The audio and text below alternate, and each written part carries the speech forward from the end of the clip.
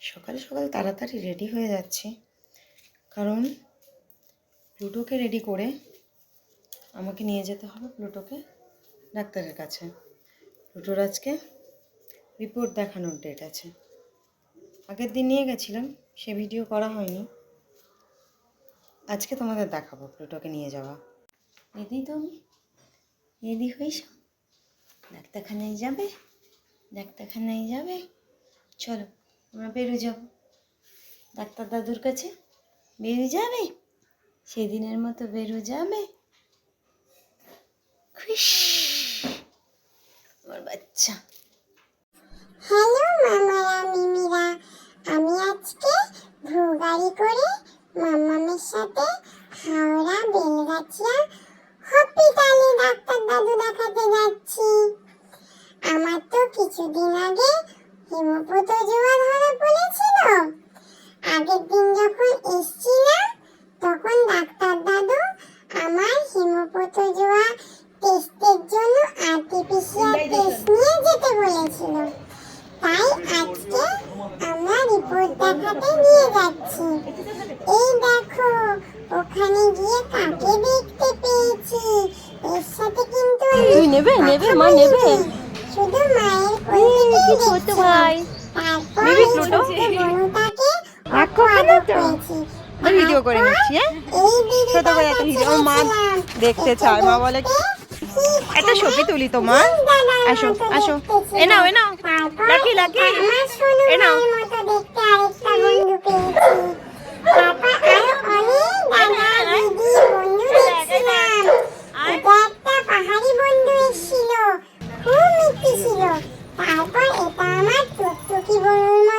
ছবি তুলবো? খুব গুন্ডা ছিল আমার। দেখে এদিকে এসো, এদিকে এসো। নাম কি তোমার? নাম কি? এও তেমন নৃত্য করছিল, কিছুতেই ছবি তুলতে দিচ্ছিল না। এই আরেকটা দাদা ছিল, এই দাদাটাকে না ইংরেজিতে নিয়ে এসেছিল। তারপরে এই দেখো আমি সবাইকে দেখে থেকে মামার কোলে বসেছিলাম। মামা আমাকে জল খাওয়ালো, আদর করলো, হামি দিল, কুল ডাউন করাচ্ছিল। অনেকটা দূর গেছিলাম তো গাড়ি করে, হাঁপু হয়ে গেছিল, অনেকটা জিভু বেরিয়ে গেছিল। এই দেখো আমার বিঙ্গো দাদার মতো দেখতে একটা পাগু দাদা এসেছিল। ওই দেখো আরেকটা বন্ধু দাঁড়িয়ে আছে, ও খুব চিৎকার করছিল ভু ভু করে। তারপর মামা আমাকে নিয়ে ওয়েট করছিল ডাক্তার দাদু কখন আমাদের ডাকে। দেরি করে গেছিল। তারপর কিছুক্ষণ খাওয়ার সাথে বন্ধুত্ব করার পর ডাক্তার দাদু আমাদের ডাকলো। তারপর ডাক্তার দাদু আমার সব রিপোর্ট দেখে বলল আমি একদম ভালো আছি, রিপোর্ট সব নেগেটিভ। মামামের ভয় পাওয়ার কোনো কারণ নেই। শুধু আমি খাচ্ছি না বলে ডাক্তার দাদু ওষুধ দিয়েছিল, বলল শুধু ঠিক হয়ে যাবে আস্তে আস্তে। তারপর আমি আরেকটু দেখে নিচ্ছিলাম এদিক ওদিকে, ভাই বোন বন্ধু সবাইকে।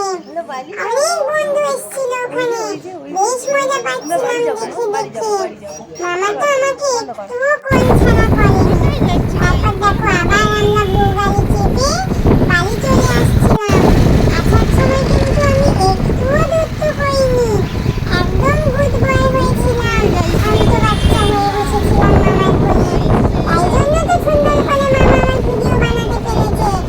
তারপর আমরা বাড়ি পৌঁছে গেলাম।